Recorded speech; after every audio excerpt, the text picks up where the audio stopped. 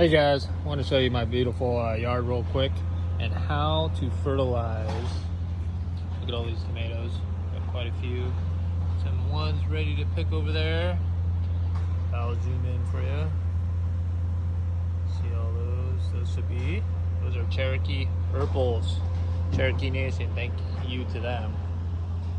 Alright, so, however, today I want to show you this. You probably recognize that flower. It's passion fruit flowers. They are very beautiful. But if you look at this, I just picked this off. It was right there. Way to fertilize and turn it upside down, and that's where all the pollen is. You go underneath.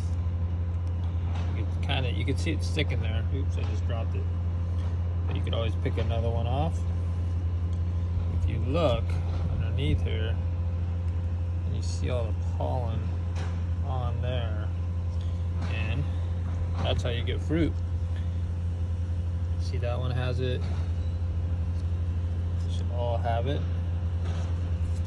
And let me pick one more off there,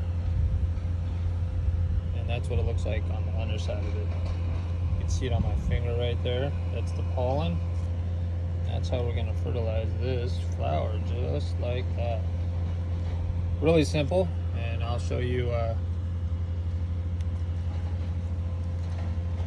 the beautiful passion fruit. Got one growing right here. See that one? I did that one earlier, and I should have another bigger one here too. Where is it? I'm looking. They kind of almost hide. There it is. So hard to see, but look at the size of that one. You can look at my hand, and it's a pretty good size passion fruit right there. But yeah, that's how you fertilize a passion fruit. Pretty easy. So my papayas are doing good. Got quite a few full trees of them. These guys have been kicking some butt, producing all year long. Just planted them a year ago, and look how big they are.